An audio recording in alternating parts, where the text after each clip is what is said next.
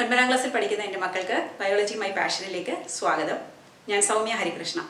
ഇന്ന് നമുക്ക് പഠിക്കാം ഫണ്ടമെൻ്റൽ യൂണിറ്റ് ഓഫ് ലൈഫ് എന്ന ചാപ്റ്റർ. 5ാമത്തെ ചാപ്റ്ററാണ് നിങ്ങളുടെ ടെക്സ്റ്റ് ബുക്കിൽ. എന്താണ് ഫണ്ടമെൻ്റൽ? അതായത് ഏറ്റവും ബേസിക് ആയിട്ടുള്ളത് അല്ലേ? ഫണ്ടമെൻ്റൽ യൂണിറ്റ് ഓഫ് ലൈഫ്, ഒരു ലൈഫിൻ്റെ ഏറ്റവും ബേസിക് ആയിട്ടുള്ളത് എന്താണ്? മറ്റൊന്നുമല്ല, സെൽ അഥവാ കോശം. ഇപ്പോൾ ഞാനൊരു നോൺ ലിവിങ് തിങ്, അതായത് ഈ പേന എടുത്ത് നിങ്ങളോട് ചോദിക്കുകയാണ്, ഈ പേന എന്തുകൊണ്ടാണ് ഉണ്ടാക്കിയിരിക്കുന്നത്? നിങ്ങൾ ഉടനെ പറയും ഇത് പ്ലാസ്റ്റിക് കൊണ്ട് ഉണ്ടാക്കിയിരിക്കുന്നത് അല്ലേ? വീണ്ടും ഞാൻ ചോദിക്കണം, പ്ലാസ്റ്റിക് എന്തുകൊണ്ടാണ് ഉണ്ടാക്കിയിരിക്കുന്നത്? അങ്ങനെ നമ്മൾ വിഘടിച്ച് പോയാൽ നമുക്കറിയാം അവസാനം നമ്മൾ മോളിക്യൂളിൽ എത്തിച്ചേരും. ആ മോളിക്യൂളിനെ വീണ്ടും നമുക്ക് ആറ്റം എന്ന് പറയാം. ആറ്റമിനെ വീണ്ടും നമ്മൾ വിഘടിച്ചാൽ നമുക്ക് സബ് അറ്റോമിക് പാർട്ടിക്കിൾസ്, ഇലക്ട്രോൺ, പ്രോട്ടോൺസും ന്യൂട്രോൺസും കിട്ടും. പക്ഷേ അത്രയും ലെവലിലേക്ക് നമ്മൾ എത്തിച്ചേരുമ്പോഴേക്കും ഇതൊന്നും ലിവിങ് അല്ല. അതേസമയം ഒരു ജീവനുള്ള വസ്തു, അതായത് നിങ്ങളുടെ ശരീരമാകട്ടെ, ഞാനാകട്ടെ, അല്ലെങ്കിൽ ഏതെങ്കിലും ഒരു ആനിമൽ, പ്ലാന്റ്, ഏതായാലും അത് എന്തുകൊണ്ടാണ് ഉണ്ടാക്കിയിരിക്കുന്നത് ചോദിച്ചാൽ എന്താണ്? സെൽ. ആ സെല്ല് വീണ്ടും മോളിക്യൂൾസ് കൊണ്ടും, ആ മോളിക്യൂൾസ് ആറ്റം കൊണ്ടും, ആറ്റം സബ് അറ്റോമിക് പാർട്ടിക്കിൾസ് കൊണ്ടാണ്. പക്ഷേ ആ സെല്ലിൻ്റെ ലെവലിൽ നിന്ന് താഴോട്ട് പോയി കഴിഞ്ഞാൽ പിന്നെ ലൈഫ് എന്നുള്ള ആ ഒരു പ്രാധാന്യം നഷ്ടപ്പെട്ടു കഴിഞ്ഞു. ഇപ്പം ജീവൻ്റെ ഏറ്റവും അടിസ്ഥാനമായ വസ്തുത എന്താണ്? കോശം അഥവാ സെൽ. സെല്ലാണ് നമ്മുടെ ബോഡി ഉണ്ടാക്കിയിരിക്കുന്ന ബിൽഡിംഗ് ബ്ലോക്സ്. അപ്പോൾ നമുക്ക് ഈ സെല്ലിനെ കുറിച്ച് പഠിക്കുന്നതാണ് ഈ ചാപ്റ്റർ. അതിലേക്ക് പോകുന്നതിന് മുമ്പ് കുറച്ച് ഹിസ്റ്ററി പഠിക്കാം. അതായത് ആരാണ് സെല്ല് കണ്ടുപിടിച്ചത്? റോബർട്ട് ഹൂക്ക് എന്ന ശാസ്ത്രജ്ഞൻ 1665 സെല്ലുകൾ ആദ്യമായി കണ്ടുപിടിച്ചത്. അതൊരു ചാൻസ് ഡിസ്കവറി ആയിരുന്നു. അദ്ദേഹം അത് വേണമെന്ന് വെച്ച് കണ്ടുപിടിച്ചതല്ല, അദ്ദേഹം ഭാഗ്യവശാൽ അത് കണ്ടെത്തിയതാണ്. അദ്ദേഹം ഒരു മൈക്രോസ്കോപ്പ് ഉണ്ടാക്കി, സ്വന്തമായിട്ട് ഡിസൈൻ ചെയ്ത ഒരു മൈക്രോസ്കോപ്പ്. അതിലൂടെ പല വസ്തുക്കളെയും അദ്ദേഹം നോക്കി. അങ്ങനെ നോക്കിയപ്പോൾ കോർക്ക് എന്ന് പറഞ്ഞാൽ എന്താ? ഈ പ്ലാന്റിൻ്റെയൊക്കെ ട്രീയുടെ പുറത്തുള്ള ട്രങ്കിൻ്റെ ഒരു ഡെഡ് പാർട്ടാണ് അല്ലേ? അതിൻ്റെ ഒരു തിൻ സ്ലൈസ് എടുത്ത് അദ്ദേഹം മൈക്രോസ്കോപ്പിൽ കൂടി നോക്കിയപ്പോൾ ഇതുപോലെ കമ്പാർട്ട്മെൻറ്റ്സ് അല്ലെങ്കിൽ ഹണികോം, തേനീച്ച കൂട് പോലെ ഒരു സ്ട്രക്ചർ കാണാൻ പറ്റി. അദ്ദേഹം അതിനെ ലിറ്റിൽ റൂംസ് എന്നർത്ഥം വരുന്ന സെൽ എന്ന് വിളിച്ചു. ലിറ്റിൽ റൂംസ്, ചെറിയ മുറികൾ അല്ലെങ്കിൽ ചെറിയ കമ്പാർട്ട്മെൻറ്റ് എന്നർത്ഥം വരുന്ന സെൽ എന്ന് വിളിച്ചു. പക്ഷേ ഇത് ജീവനുള്ള സെല്ലായിരുന്നില്ല, ഇത് ജീവൻ നശിച്ച കോശങ്ങളായിരുന്നു. പക്ഷേ എങ്കിലും കോശങ്ങളെ ആദ്യമായി കണ്ടുപിടിച്ച ആ പ്രശസ്തി ആർക്കുള്ളതാണ്? Robert Hooke. ഇതിനെ ബേസ് ചെയ്ത് അദ്ദേഹം മൈക്രോഗ്രാഫിയ എന്നൊരു ബുക്ക് എഴുതുകയും അതിൽ അദ്ദേഹം ധാരാളം ചിത്രങ്ങൾ വരയ്ക്കുകയും ചെയ്തു. അദ്ദേഹം മൈക്രോസ്കോപ്പിലൂടെ കണ്ട എല്ലാ ചിത്രങ്ങളും അതിൽ പ്രസിദ്ധപ്പെടുത്തി. അതേ തുടർന്ന് മറ്റ് ശാസ്ത്രജ്ഞന്മാരും ഇതിൽ ആകൃഷ്ടരാകുകയും അവരെല്ലാവരും മൈക്രോസ്കോപ്പ് ഉണ്ടാക്കാനുള്ള തത്രപ്പാടിലായിരുന്നു. അങ്ങനെ കുറച്ച് വർഷങ്ങൾ കഴിഞ്ഞു. 1674 ആയപ്പോഴേക്കും ആന്റൺ വോൺ ലുവൻഹോക്ക് എന്ന മറ്റൊരു സയൻറ്റിസ്റ്റ് കുറച്ചും കൂടി നല്ലൊരു മൈക്രോസ്കോപ്പ് ഉണ്ടാക്കി. നല്ലതെന്ന് ഉദ്ദേശിക്കുന്നത് എന്താണ്? അതിൻ്റെ റെസൊല്യൂഷൻ അല്ലെങ്കിൽ പവർ കൂടി, മാഗ്നിഫൈങ് പവർ കൂടി. അപ്പോൾ അദ്ദേഹം ഒരു അടുത്തുള്ളൊരു പോണ്ടിൽ നിന്ന്, ഒരു കുളത്തിൽ നിന്ന് കുറച്ച് വെള്ളം എടുത്തുകൊണ്ട് വന്നു. ആ കുളത്തിലെ വെള്ളം മൈക്രോസ്കോപ്പിനടിയിൽ വെച്ച് നോക്കി. അപ്പം അതിൽ കുറേ മൂവിങ് ആയിട്ടുള്ള ചലനമുള്ള വസ്തുക്കളെ കണ്ടെത്തി. അങ്ങനെയുള്ള ജീവികളെല്ലാം ആദ്യം കണ്ടെത്തിയത് ആന്റൺ വോൺ ലുവൻഹോക്ക് ആയതുകൊണ്ട് ജീവനുള്ള സെല്ലിനെ ആദ്യം കണ്ടെത്തിയ ശാസ്ത്രജ്ഞൻ എന്നുള്ള ഒരു ഖ്യാതി ആർക്കുള്ളതാണ്? നമ്മുടെ ആന്റൺ വോൺ ലുവൻഹോക്ക്. പിന്നീട് 1831, ഏതാണ്ട് 200 വർഷങ്ങൾ കഴിഞ്ഞ് ന്യൂക്ലിയസ് കണ്ടുപിടിക്കാൻ. അത് ആർക്കും പറ്റാഞ്ഞിട്ടല്ല, മൈക്രോസ്കോപ്പ് അത്രയുമുള്ള പവറായിട്ടുള്ള മൈക്രോസ്കോപ്പ് ഉണ്ടെങ്കിൽ മാത്രമല്ലേ കണ്ടുപിടിക്കാൻ പറ്റും. അപ്പോൾ മൈക്രോസ്കോപ്പ് ഡെവലപ്പ് ചെയ്തതിനനുസരിച്ചാണ് റോബർട്ട് ബ്രൗൺ എന്ന സയൻറ്റിസ്റ്റ് ന്യൂക്ലിയസും കണ്ടുപിടിച്ചു.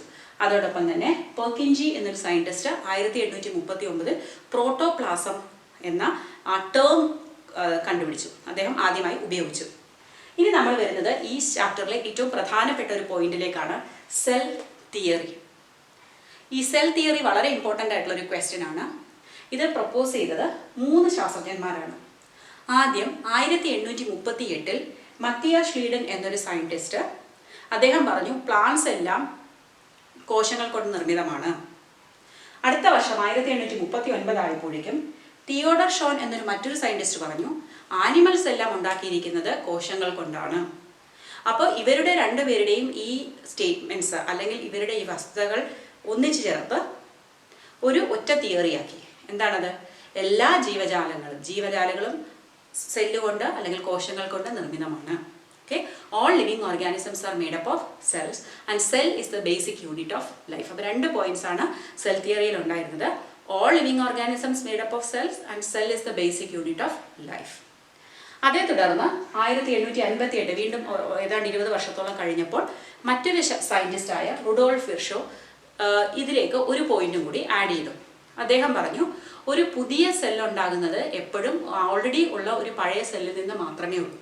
ആ തിയറിയെ പറഞ്ഞു വേണം ഓംനി സെല്ലുല എ സെല്ലുല, അതായത് ഒരു പുതിയ സെല്ല് അല്ലെങ്കിൽ പുതിയ കോശം പഴയ ഒരു കോശം വിഘടിച്ചാണ് ഉണ്ടാകുന്നത്. അതായത് a new cell can originate only from a pre-existing cell. അങ്ങനെ നമ്മുടെ സെൽ തിയറിക്ക് 3 പോയിന്റ്സ് ഉണ്ട്. ഏതൊക്കെയാണ്? All living cells are made up of cells. Cell is the basic structural and functional unit of life, and a new cell can form only from a pre-existing cell. ബോഡിയിലുള്ള സെല്ലിൻ്റെ അല്ലെങ്കിൽ കോശങ്ങളുടെ നമ്പറിനനുസരിച്ച് നമുക്ക് 2 തരത്തിലുള്ള ജീവജാലങ്ങളുണ്ട്. ഒന്ന് unicellular, മറ്റേത് multi cellular. യൂണി എന്ന് വെച്ചാൽ ഒന്ന്. യൂണിസെല്ലുലാർ എന്ന ഏകകോശ ജീവികൾ. അവർക്ക് ഒരൊറ്റ കോശം മാത്രമേ ശരീരത്തിലുള്ളൂ. ആ ഒരൊറ്റ കോശത്തിനാണ് ഒരു ജീവി എന്ന് നമ്മൾ വിളിക്കുന്നത്. ഫോർ എക്സാമ്പിൾ അമീബ, പാരമീഷ്യം അല്ലെങ്കിൽ ക്ലാമിഡോമോണസ് ഒക്കെ. അതേസമയം പ്ലാന്റ്സ് അല്ലെങ്കിൽ ചെടിയോ മരമോ മീനോ തവളയോ നമ്മുടെ ശരീരമോ ഒക്കെ നോക്കിയാൽ നമുക്ക് millions of trillions of cells ഉണ്ട്. അങ്ങനെ ഒത്തിരി സെൽസ് പല ഫങ്ഷൻസ് ചെയ്യുന്ന നമ്മുടെ ബോഡിയാണ് എന്താ മൾട്ടി സെല്ലുലാർ ഓർഗാനിസത്തിന് എക്സാമ്പിൾ. ബഹുകോശ ജീവികൾ, പല കോശങ്ങളാണ് അല്ലെങ്കിൽ ധാരാളം കോശങ്ങൾ അവർക്കുണ്ട്. ഇനി നമ്മൾ ഈ കോശങ്ങളെ നോക്കുകയാണെങ്കിൽ ഞാൻ പറഞ്ഞു ഈവൻ ഒരു കോശത്തിനും ഒരു ഒരു ജീവജാലമായിട്ട് എക്സിസ്റ്റ് ചെയ്യാൻ പറ്റുന്നുണ്ട് അല്ലേ. അപ്പോൾ നിങ്ങളിപ്പോൾ ലാബിലാണെങ്കിൽ നിങ്ങൾക്ക് 2 എക്സ്പെരിമെൻ്റ് ആണ് ചെയ്യാനുള്ളത്. 2 സ്ലൈഡ് പ്രിപ്പറേഷൻസ് ഉണ്ട്. ഒന്ന് പ്ലാന്റിൻ്റെ സെല്ലും മറ്റൊന്ന് ആനിമൽ സെല്ലും. നമ്മളിങ്ങനെ ഒരു ഉള്ളി എടുക്കുക. ഇത് നമുക്കിങ്ങനെ ഓരോ പീലായിട്ട് എടുക്കാൻ പറ്റും അല്ലേ. ഇങ്ങനെ എടുക്കുക. ഈ ഒരു പീലിൻ്റെ ഉള്ളിൽ നമുക്ക് ഇവിടെ നിന്ന് ഇങ്ങനെ ഇളക്കാൻ പറ്റും. ചെറിയൊരു ലെയർ, തിൻ ലെയർ നമുക്ക് ഇളക്കിയെടുക്കാം. കാണുന്നുണ്ടോ? ഒരു തിൻ ലെയർ നിങ്ങൾക്ക് കിട്ടും. ഈ തിൻ ലെയർ നിങ്ങൾ ഉടനെ തന്നെ വെള്ളത്തിലേക്ക് മാറ്റിയതിന് ശേഷം ചെറുതായിട്ട് കട്ട് ചെയ്ത് കുറച്ച് സ്റ്റെയിൻ എന്ന് പറയുന്നത് എന്താണ്? കളർ കൊടുക്കണം. എന്നിട്ട് നിങ്ങളൊരു മൈക്രോസ്കോപ്പിൽ വെച്ച് നോക്കുകയാണെങ്കിൽ നിങ്ങൾക്ക് പ്ലാന്റ് സെല്ല് ഇതുപോലെ കാണാൻ കഴിയും. ഇത് വളരെ ഇലോങ്ങേറ്റഡ് ആയിട്ടുള്ള സെൽസാണ്.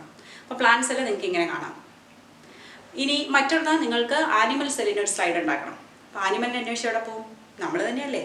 അപ്പോൾ നമ്മുടെ ഇന്നർ ചീക്ക് നിങ്ങൾ പതുക്കെ ഒരു ടൂത്ത് പിക്ക് കൊണ്ട് സ്ക്രേപ്പ് ചെയ്യണം. ഇങ്ങനെ കുത്തരുത്, ചരിച്ച് 1-2 പ്രാവശ്യം ചെയ്തിട്ട് അതൊരു സ്ലൈഡിൽ ഉരസുക.